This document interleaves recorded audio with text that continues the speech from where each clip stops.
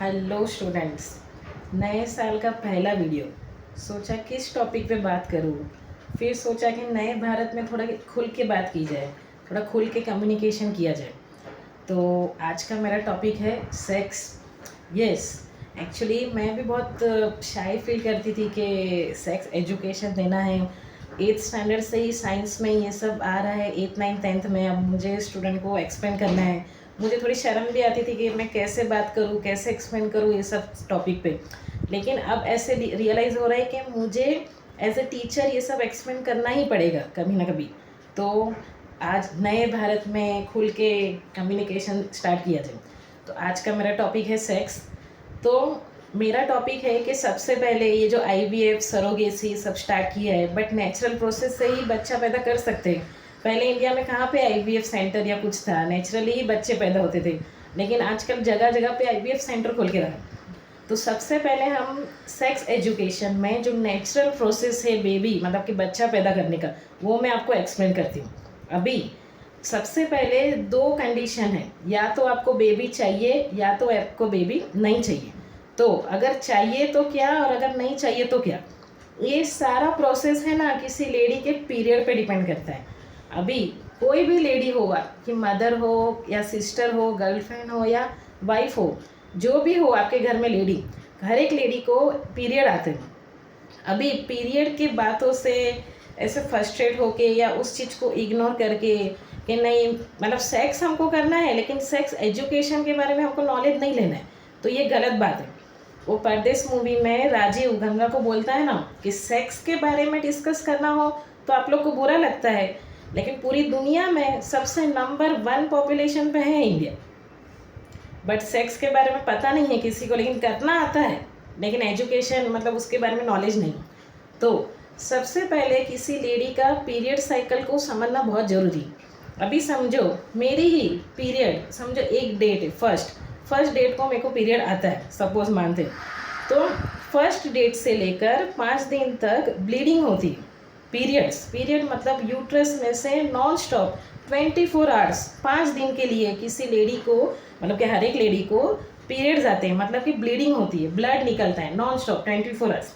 अभी ऐसे पीरियड में सेक्स करने से अगर किसी जेंट्स का स्पर्म जाता है या वो लेडी प्रेग्नेंट होती है, तो जो बच्चा है उसका जो ब्रेन है वो ठीक से डेवलप नहीं होगा। क्यों? क्योंकि उसमें ब्लीडिंग भी है। तो ये आपको रिक्वेस्ट है कि सेक्स करना है ना तो पीरियड के टाइम नहीं करना है, उस लेडी को परेशान नहीं करना है। तो 5 दिन तो पीरियड में ही जाते हैं, 24 आवर्स नॉन स्टॉप ब्लीडिंग होती है। अभी आता है 6th डे जहाँ पे ब्लीडिंग स्टॉप होती है। तो इसका मतलब ये नहीं कि मतलब अभी मेरा यूट्रस ओपन है तो हम स्टार्ट करिए ऐसा। अगर बेबी नहीं चाहिए तो मैं बता रही हूँ फर्स्ट प्रोसीजर कि 5 दिन हो गए ब्लीडिंग के, 6th डे से लेकर 16 डे मतलब कि डेट 6, अभी समझो जनवरी चल रही कि 1 जनवरी से मेरा पीरियड स्टार्ट हुआ, तो 1 जनवरी से 5 जनवरी तक ब्लीडिंग होगा। 6 जनवरी से 16 जनवरी तक मुझे कुछ नहीं करना है, मतलब कि सेक्स नहीं करना है अगर मुझे बेबी नहीं चाहिए तो। 6 से 16 वाला जो पीरियड होता है यहाँ पे यूट्रस ओपन होता है, तो उसको ओव्यूलेशन बोलते हैं। अब आप मीनिंग भी समझ के हो, पीरियड साइकिल को हम मेंस्ट्रुएशन बोलते हैं। और अगर ओव्यूलेशन पीरियड वो सबसे ज़्यादा इम्पोर्टेंट पीरियड होता है बच्चा पैदा करने के लिए। अगर मेरी डेट फर्स्ट है तो 12th 13 14 और 15 ये 4 डेज बहुत इंपॉर्टेंट है ओव्यूलेशन के लिए। ओव्यूलेशन मीन्स कि उस टाइम पे अगर मैं सेक्स करूँ तो जो इंसान है उसका स्पर्म मेरे ओवरी में जाएगा। ओवरी मतलब कि यूट्रस के आजू बाजू, यहाँ पे यूट्रस मतलब जो हमारा प्राइवेट पार्ट होता है लेडी का, तो ओवरी आजू बाजू जो होती है वहाँ पे एग फर्टाइल होता है। एग फर्टाइल मीन्स किसी जेंट्स का स्पर्म का मतलब होता है किसी जेंट्स का पानी, और ओवम का मतलब होता है किसी लेडी का पानी। तो लेडी का ओवम और जेंट्स का स्पर्म मिक्स होके ओवरी में जाता है और वो एग फर्टाइल करता है। एग मतलब कि एग फूटता है और वहाँ से एक गांठ निकलती है, और उस गांठ से फिर प्रेगनेंसी होती है और फिर बच्चा पैदा होता है। तो अगर आपको बेबी नहीं चाहिए तो पीरियड स्टार्ट होके 15 डेज या मैं तो बोलती हूँ 16 डेज, एक डेज एक्स्ट्रा ले लो। किसी भी मतलब ऐसा कोई भी चांस हम नहीं ले सकते। तो फर्स्ट डे से लेकर 16 डेट तक कुछ भी नहीं करना है अगर आपको बेबी नहीं चाहिए तो। 5 दिन हो गए पीरियड के, और बाकी के 6 to 16 डेट का जो पीरियड है उसमें जो 12th डे है, 12th जनवरी टू 16 जनवरी, ये जो 4 डेज है उसको ओव्यूलेशन मतलब कि वहाँ पे बच्चा होने का चांस ज़्यादा है। अभी यहाँ पे स्पर्म को समझना भी जरूरी है। स्पर्म में 2 टाइप्स होते हैं, एक्स स्पर्म और वाई स्पर्म, क्रोमोसोम बोलते हैं। अभी लेडी के पास ना सिर्फ एक ही क्रोमोसोम होता है, वो है एक्स। तो ये भी जान लीजिए कि लड़का हो या लड़की हो या ट्विंस हो या ट्विंस ना हो या बच्चे हो ही ना रहे, हर एक के रीज़न हर एक का जो रीज़न है ना वो सिर्फ जेंट्स के स्पर्म पे डिपेंड करता है। तो किसी लेडी को ब्लेम ना करे कि लड़की ही पैदा हो रही है, लड़का ही हो रहा है, लड़की नहीं हो रही है, ट्विंस मतलब कि बच्चा नहीं हो रहा है। हर एक बात में लेडी को ब्लेम करना बंद कर दीजिए, क्योंकि बच्चा होने का जो रीज़न है और ना होने का भी रीज़न है ना, तो वो सिर्फ और सिर्फ जेंट्स के स्पर्म पे डिपेंड है, मतलब कि जेंट्स के पानी पे ही डिपेंड है। साइंटिफिक प्रूफ है। तो पीरियड स्टार्ट के ओव्यूलेशन तक अगर आपको बच्चा चाहिए तो 12th जनवरी से 16 जनवरी पे नेचुरली सेक्स करके नेचुरली बच्चा बॉर्न कीजिए। और अगर नहीं चाहिए तो फिर पीरियड स्टार्ट होने के 16 डेज तक कुछ नहीं करना है, 16 डे के बाद आप कर सकते हैं। अगर सेफ सेक्स किसको बोलते हैं? लोगों को लगता है कि भाई मतलब कॉन्डम यूज़ कर दिया तो हो गया। Condom is not the solution. Condom से किसी भी इंसान मतलब कि जो जेंट्स है उसका एक स्पर्म भी काफ़ी होता है किसी लेडी को प्रेग्नेंट करने के लिए। एक स्पर्म भी, एक बूंद भी पानी अगर किसी लेडी के ओवरी में गई तो फिर वो प्रेग्नेंट हो सकती है। तो condom is not the solution. हाँ, कॉन्डम एक प्रोटेक्शन है, लेकिन कॉन्डम थिनेस्ट यूज़ करो या कोई भी कॉन्डम यूज़ करो, कॉन्डम के एक बूंद पानी से भी वो लेडी प्रेग्नेंट हो सकती है। तो सबसे सेफेस्ट अगर सेक्स करना है और अगर आपको बेबी नहीं चाहिए तो पीरियड स्टार्ट होने के बाद 16 डेज के बाद करना है बस। This is only the solution. Condom is not the solution for the safe sex. अभी जब बेबी चाहिए तो उसमें 2 टाइप के स्पर्म होते हैं जेंट्स के, एक एक्स है और एक वाई है, और लेडी के पास एक्स क्रोमोसोम है। अगर किसी जेंट्स का एक्स क्रोमोसोम किसी लेडी के इसमें तो एक्स एक्स इक्वेशन बनता है।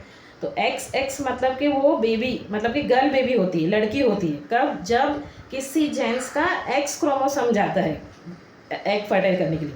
और अगर किसी जेंट्स का वाई जाता है, अगर के वाई स्पर्म, तो वाई क्रोमोसोम और एक्स लेडी का, तो एक्स और वाई ऑपोजिट मिलके तब होता है बॉय बेबी। तो कोई भी लड़की हो या लड़का, किसी भी बेबी का बॉर्न होना या ना होना, वो हर एक बात किसी जेंट्स पे डिपेंड करता है, किसी लेडी पे नहीं। क्योंकि एक लेडी के पास ना सिर्फ एक्स क्रोमोसोम है बस, लेकिन जेंट्स के पास एक्स और वाई दोनों क्रोमोसोम है। अभी किसी जेंट्स को जो स्पर्म होते हैं वो किस टाइप का होना चाहिए? जो स्पर्म की क्वांटिटी है ना वो मिनिमम 15 मिलियन होनी चाहिए। 15 मिलियन स्पर्म जाएंगे, मतलब 15 मिलियन स्पर्म अगर उसके ओवरी में जाएगा तब जाके थोड़े बहुत ओवरी के एग तक पहुँचेंगे, तब जाके बच्चा होगा। तो जो स्पर्म काउंट है और स्पर्म क्वालिटी दोनों ही इम्पोर्टेंट है। स्पर्म में थिकनेस होना चाहिए, मतलब कि एक शैम्पू कैसा होता है वैसे थिकनेस होना चाहिए, और उस स्पर्म की काउंटिंग 15 मिलियंस होनी चाहिए, तब जाके वो किसी लेडी के ओवरी में एग फर्टाइल कर सकता है। तो ये हुई कि मतलब ये हुआ बात कि बच्चा चाहिए तो 12th डे पे करो, और बच्चा नहीं चाहिए तो पीरियड होने के 16 डेज के बाद सेफली सेक्स करो। Condom is the not solution. अब ये हो गई नेचुरल प्रोसेस कि भाई नेचुरली ये बच्चा कैसे पैदा कर सकते हैं। अभी जगह जगह पे IVF सेंटर खोल के रखा है, लेकिन IVF का फुल फॉर्म क्या है या क्या यूजेस से IVF को किसी को पता ही नहीं। IVF मतलब इन वाइट्रो फर्टिलाइजेशन। इन वाइट्रो फर्टिलाइजेशन मीन्स कि किसी भी जेंट्स के जो स्पर्म है और लेडी का जो ओवम है, लेडी के पानी को ओवम कहते हैं, तो ओवम और स्पर्म को एक टेस्ट ट्यूब मतलब कि एक ट्यूब में डालेंगे, और उस ट्यूब में एग फर्टाइल होगा, और फिर उस एग को इंजेक्शन से वेगिना थ्रू इंजेक्ट करके उसके यूट्रस में डालेंगे लेडी के, और ऐसे करके वो उस लेडी को प्रेग्नेंट करेंगे। तो इसको बोलते हैं IVF। क्या बोलेंगे? IVF, इन वाइट्रो फर्टिलाइजेशन। अभी किसी जेंट्स के स्पर्म काउंटिंग में प्रॉब्लम है या क्वालिटी में प्रॉब्लम है जेंट्स में, लेडी में नहीं। जेंट्स के स्पर्म में प्रॉब्लम है, उसके काउंटिंग में या क्वालिटी में प्रॉब्लम है, तब ये आईवीएफ किया जाता है। तो आईवीएफ में या तो दोनों जो एक्चुअल पार्टनर है उनके ही स्पर्म ओवम मिक्स किया जाता है, या तो बिल्कुल भी स्पर्म नहीं निकलना है किसी जेंट्स का, तो किसी तीसरे के स्पर्म से ये मिक्स करके किया जा सकता है, तो उसको कहते हैं आईवीएफ। मतलब किसी तीसरे कोई जेंट्स दूसरा होगा, वो दूसरा कोई जेंट्स होगा, वो अपना स्पर्म डोनेट करेगा और उससे ओवम मिक्स करके ये एग फर्टाइल किया जा सकता है। अभी स्पर्म डोनर की जब बात आती है ना, तो विकी डोनर डेफिनेटली याद आता है, ये मूवी। उसमें नॉलेज दिया था, लेकिन किसी ने नहीं, खुल के बात नहीं करेंगे, अरे नहीं पता है, अरे नहीं पता, कोई मतलब नॉलेज लेने के लिए रेडी ही नहीं है। अगर मैं लड़का होती ना, तो मैं डेफिनेटली स्पर्म डोनर होती, यस मैं होती, क्योंकि नेचुरली अगर मेरे में है हॉटनेस है या मेरे स्पर्म में इतना पावर है, तो मैं क्यों ना किसी को हेल्प करूँ।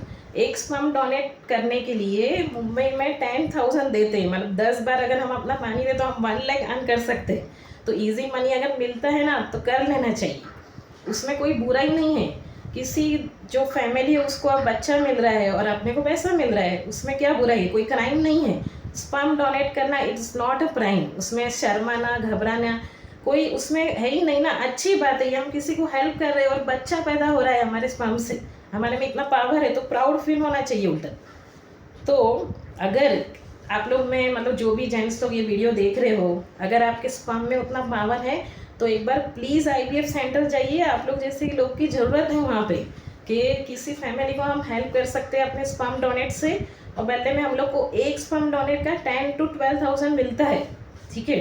तो ये हुआ IVF. IVF means in vitro fertilization, जिसमें किसी जेंट्स का पानी और लेडी का ओवम मिक्स करके टेस्ट ट्यूब बेबी भी बोला जाता है, एक ट्यूब में रखते हैं, एग फर्टाइल होता है, और उसके बाद उस एग को अपने जो लेडी है उसके यूट्रस में इंजेक्ट किया जा सकता है, और फिर जो बॉर्न होता है उसको एम्ब्रियो बोलते हैं। एम्ब्रियो मतलब हमारी नॉर्मल लैंग्वेज में गांठ बोलते हैं, मतलब एम्ब्रियो से बाद में वो बच्चा पैदा होता है।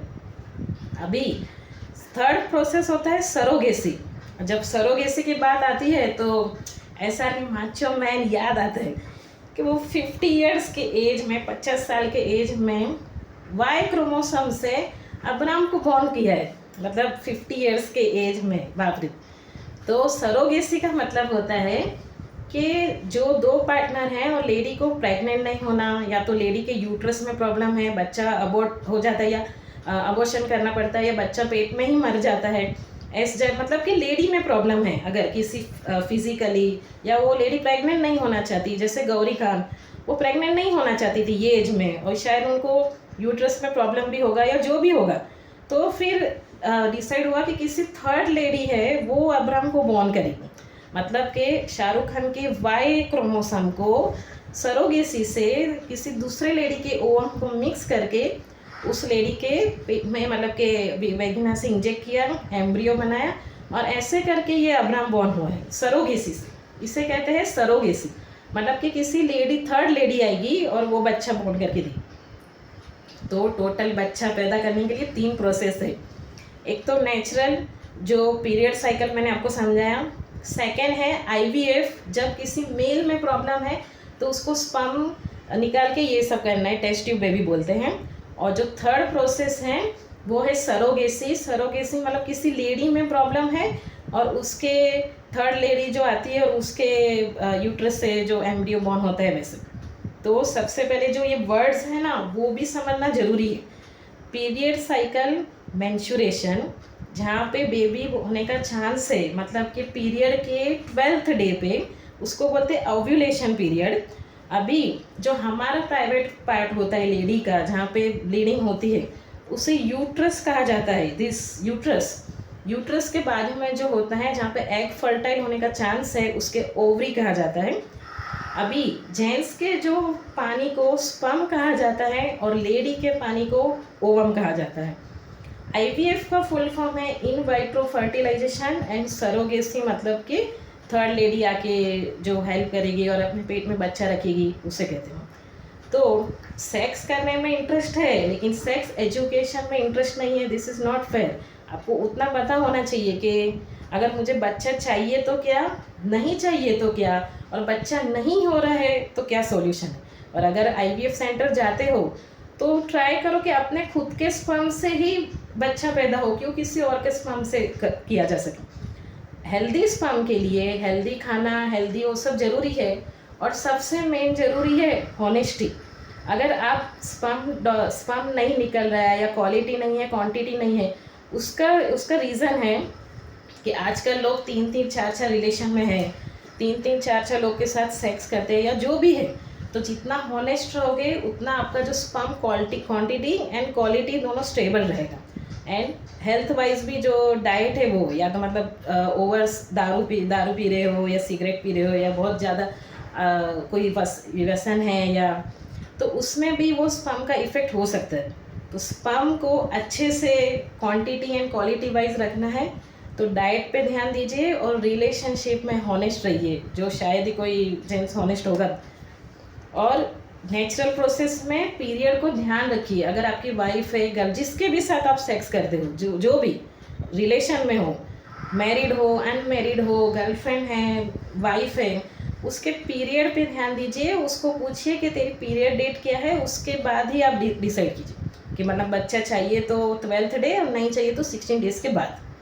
ये सब होने के बाद आप आईवीएफ के लिए जाइए। मुझे नहीं लगता कि किसी बेबी को बॉर्न करने के लिए हम लोग को आईवीएफ की ज़रूरत है। क्या इंडियन मेंस इतने ऐसे हो गए हैं कि इंडियन मेंस के पास स्पर्म नहीं है, जो हमको आईवीएफ सेंटर जगह जगह पे आईवीएफ सेंटर खोल के रखा है।